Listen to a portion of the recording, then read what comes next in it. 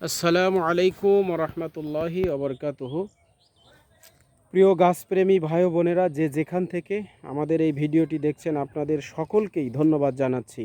এবং আপনারা যদি পুরো ভিডিওটি দেখেন তাহলে আপনাদের উপকারে আসবে ইনশাআল্লাহ। তো আপনারা ভিডিওতে যেগুলো দেখতে পাচ্ছেন এগুলো হচ্ছে পাকিস্তানি আনার গাছের কলমের চারা। এই যে দেখতে পাচ্ছেন ইতিমধ্যেই গাছে ফুল চলে আসছে। তা আসলে আমাদের যেগুলো কলমের চারা হওয়ার কারণে এগুলো আপনারা লাগানোর 6 মাস থেকে 1 বছরের মধ্যে ইনশাল্লাহ কিন্তু এই গাছগুলোতে কিন্তু আপনার পাকিস্তানি আনার চলে আসবে। আর আমাদের কাছে যেহেতু এখন অ্যাভেলেবেল চারা রয়েছে, আপনারা কিন্তু এখন দ্রুত সময়ের মধ্যে সংগ্রহ করতে পারেন। এই সময়ই হচ্ছে গাছ লাগানোর একেবারে উপযুক্ত সময়।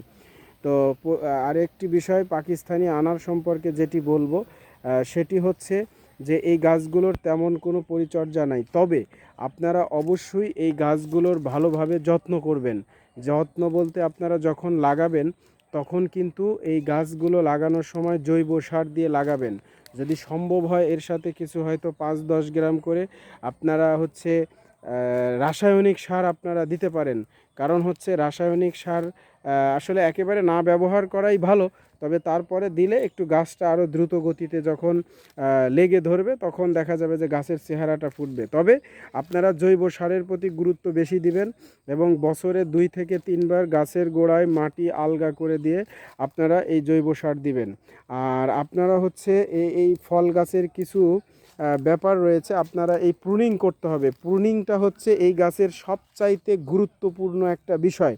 কারণ হচ্ছে আপনি যদি গাছ প্রুনিং না করেন তাহলে কিন্তু এই পাকিস্তানি আনার বলেন বা যে কোনো আনার গাছে কিন্তু আনার আসবে না। এটা আপনাদেরকে মাথায় রাখতে হবে।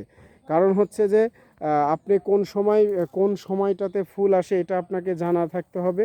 ওই ফুল আসার পূর্বে আপনার মিনিমাম 1 থেকে 1.5-2 মাস আগে কিন্তু আপনাকে প্রুনিং করে দিতে হবে। হার্ড প্রুনিং করে দিলে ওইখান থেকে নতুন শাখা বের হবে এবং সেগুলোতে পর্যাপ্ত পরিমাণ কিন্তু এই পাকিস্তানি আনার চলে আসবে। আর পাকিস্তানি আনার কিন্তু অত্যন্ত সুস্বাদু এবং হচ্ছে কালারফুল। এটা আপনারা যাদের হয়তো ছাদ বাগানে লাগিয়েছেন আপনারা হয়তো এই বিষয়গুলো জানেন। আর এখন কিন্তু আনার কিন্তু বাণিজ্যিকভাবে আমাদের দেশে চাষাবাদ হচ্ছে।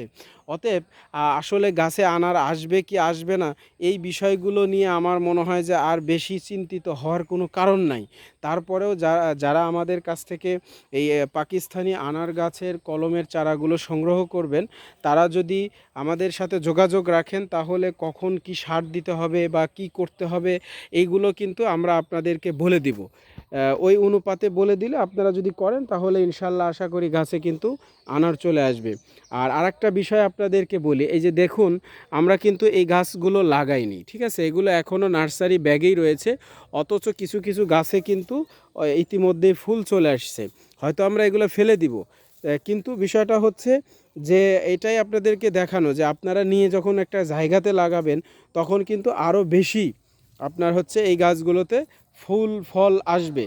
তো এতক্ষণ যারা দেশ এবং দেশের বাইরে থেকে আমাদের এই ভিডিওটি দেখলেন পাকিস্তানি আনার গাছের কলমের চারার, আপনাদের সকলকেই ধন্যবাদ এবং কৃতজ্ঞতা প্রকাশ করছি। সেই সাথে আপনারা যারা আমাদের কাছ থেকে এই পাকিস্তানি আনার গাছের কলমের চারা নিতে আগ্রহী, আমাদের স্ক্রিনে দেওয়া যে নাম্বার আছে এই নাম্বারগুলোতে যোগাযোগ করলে বাংলাদেশের যে কোনো প্রান্ত থেকে কুরিয়ার সার্ভিসের মাধ্যমে ক্যাশ অন ডেলিভারিতে এই চারাগুলো সংগ্রহ করতে পারবেন।